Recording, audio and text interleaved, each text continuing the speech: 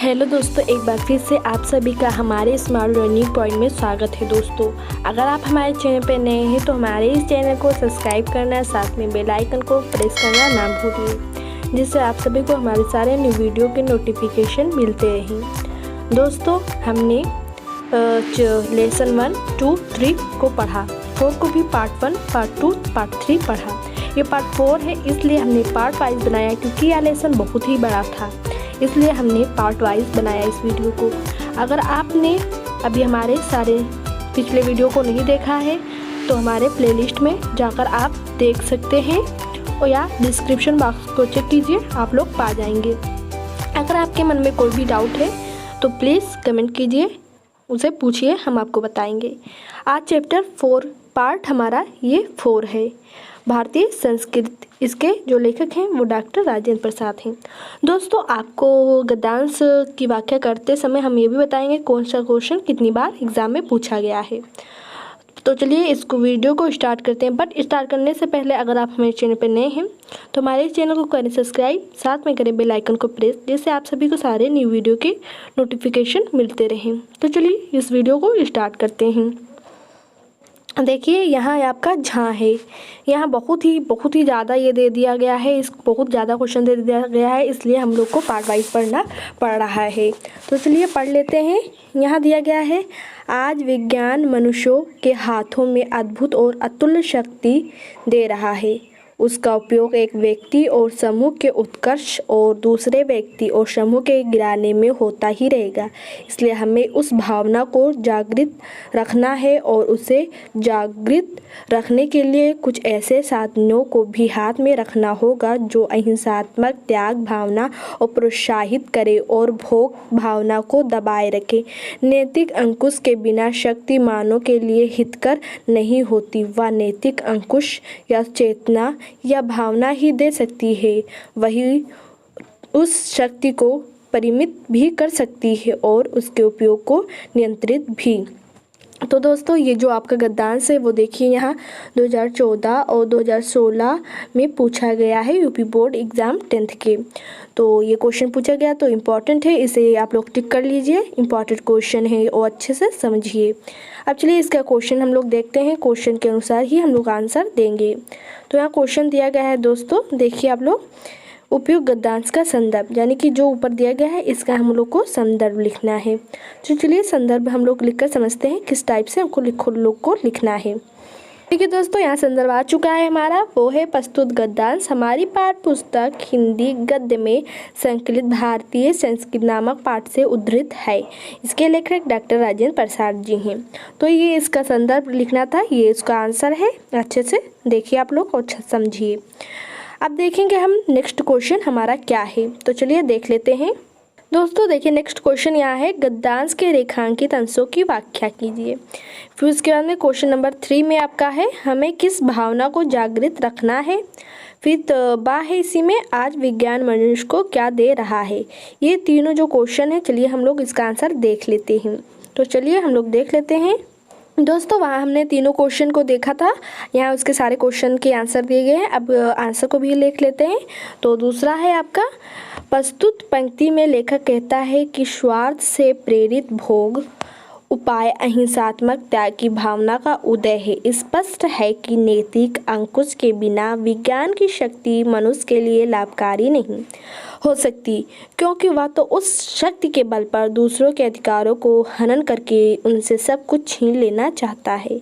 किंतु धर्म अधर्म पाप पुण्य उचित अनुचित का नैतिक अंकुश उसे ऐसा करने से रोकता है। इसी डर से विज्ञान की शक्ति का उपयोग सीमित मात्रा में करता है और नियंत्रण इस प्रकार करता है कि उसका विनाश के लिए उपयोग न किया जा सके। यह आपका रेखांकित अंशों की व्याख्या थी, इसका आंसर हो गया। अब क्वेश्चन नंबर जो 3 था उसका भी आंसर देख लेते हैं। हमने पहले ही सारे क्वेश्चनों को पढ़ा है, उसके सारे यहाँ आंसर दिए हैं। तो क्वेश्चन नंबर 3 का यहाँ आ है का आंसर, हमें चरित्र बल और त्याग के भावना को जागृत रखना है, क्योंकि यही भावना विज्ञान प्रदत्त शक्ति या इसी प्रकार की शक्ति को सीमित रख सकती है। त्याग की भावना ही शक्ति के दुरुपयोग को भी रोक सकती है। तो ये आपका था तीसरे का अब तीसरे का बाबी क्वेश्चन था, तो उसका भी आंसर यहाँ दिया गया है। देखिए, आज विज्ञान मनुष्य को अद्भुत एवं अतुल्य शक्ति दे रहा है।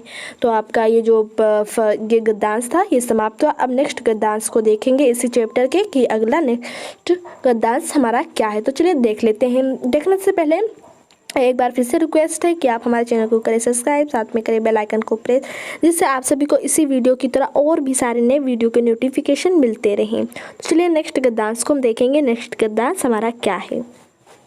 देखिए दोस्तों, नेक्स्ट गद्यांश हमारा यहाँ आ चुका है। तो चलिए इस नेक्स्ट गद्यांश को भी पढ़ेंगे, अच्छे से समझेंगे और आंसर देंगे। देखिए, विज्ञान और औद्योगिक विकास के उद्दंड परिमाणों से अपने को सुरक्षित रखकर हम उन उपयोग को अपनी रीति किस प्रकार करें, इस बारे में दो बातों का हमें बराबर ध्यान रखना है। पहली बात तो यह है कि हर प्रकार की प्रकृतिज और मानवकृत विपदों के पड़ने पर भी हम लोगों को सृजनात्मक शक्ति कम नहीं हुई है। हमारे देश में समाज बने या मिटे विभिन्न संप्रदायों का उत्थान पतन हुआ। हमें विदेशियों के आक्रांत और पददलित हुए हम पर प्राकृतिक और मानव ने अनेक बार मुसीबतों के पहाड़ ढा दिए, पर फिर भी हमें बने रहे, हम हमारी संस्कृति बनी रही और हमारा जीवन पर सृजनात्मक शक्ति बनी रही। हमें अपने दुर्दिन में भी ऐसी मनुष्यों और कर्मयोगियों को पैदा कर सके जो संसार इतिहास के किसी युग में अत्यंत उच्च आसन के अधिकारी होते हैं। ये आपका क्वेश्चन जो गद्यांश है ये 2015 में एग्जाम में पूछा गया है दोस्तों, तो इसे भी टिक कर लीजिए। अब चलते हैं इसका क्वेश्चन देखेंगे कि क्वेश्चन क्या दिया गया है। यहाँ क्वेश्चन दिया गया है उपयुक्त गद्यांश का संदर्भ लिखिए। तो इसका चलिए संदर्भ लिख लेते हैं। फिर आपका तीसरा यही होगा कि रेखांकित अंशों की व्याख्या करना, तो रेखांकित अंशों की व्याख्या भी हम लोग चलिए कर लेते हैं। फिर तीसरा क्वेश्चन भी यही हम लोग देख लेते हैं। तीनों क्वेश्चनों को यहीं पढ़ लेते हैं और तीनों क्वेश्चनों को आंसर एक जगह पे हम लोग देखेंगे। देखिए, लेखक ने उपयुक्त गद्यांश में भारतीयों की किस विशेषता का उल्लेख किया है। तो चलिए इसका आंसर हम लोग देख लेते हैं, किस प्रकार विशेषताओं का उल्लेख किया गया है। तो चलिए देख लेते हैं। दोस्तों, यहाँ आ चुका है संदर्भ, ये हमारा है। प्रस्तुत गद्यांश हमारी पाठ पुस्तक हिंदी गद्य में संकलित भारतीय संस्कृत नामक पाठ से उद्धृत है। इसके लेखक डॉक्टर राजेंद्र प्रसाद जी हैं। अब चलिए नेक्स्ट क्वेश्चन का हम देखेंगे। रेखांकित अंशों की व्याख्या कीजिए, इसका आंसर देख लेते हैं। तो चलिए देख लेते हैं दोस्तों। ये है दोस्तों, रेखांकित अंशों की व्याख्या आपकी आ गई है ये। अब देखेंगे यहाँ से किस प्रकार से दिया गया है। डॉक्टर राजेंद्र प्रसाद भारतीय संस्कृत की विशेषता का वर्णन करते हुए कह रहे हैं कि हमारे ऊपर अनेक प्रकार की प्राकृतिक मानवकृत आपदाएं आई। हमने डटकर मुकाबला किया। हम लोगों को सृजनात्मक शक्ति में किसी प्रकार की कमी नहीं आई। हमारे देश में अनेक आक्रमणकारी आए, नए अनेक संप्रदायों का उत्थान पतन भी हुआ। हम विदेशियों द्वारा दबाए और कुचले गए। हमारे ऊपर प्राकृतिक और मानव ने अपने अनेक संकट खड़े किए, फिर भी हम यथावत बने रहे। हमारी संस्कृति अक्षुण्ण रही। हमारी जीवन और हमारी सृजनात्मक शक्ति यथावत कायम रही। कहने का अभिप्राय यह है कि इतनी विषम परिस्थितियों में हमारी संस्कृति पर कोई प्रतिकूल प्रभाव नहीं पड़ा। यह आपका रेखांकित अंशों की व्याख्या थी। वहाँ हमने तीनों क्वेश्चनों को एक साथ पढ़ा था। अब यहाँ तीसरे क्वेश्चन का आंसर ये दिया गया दोस्तों, तो इसे चलिए देख लेते हैं हम। देखिए, लेखक ने इस गद्यांश के माध्यम से भारतीयों के अदम्य साहस, धैर्य एवं विषम परिस्थितियों से लड़ने की क्षमता जैसी विशेषताओं का उल्लेख किया है।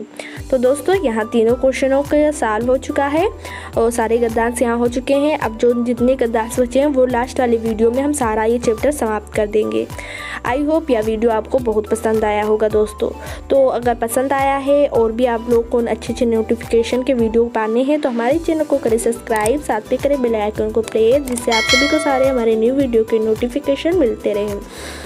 नेक्स्ट वीडियो के साथ फिर से मिलेंगे, तब तक के लिए इतना ही। Thank for watching this video.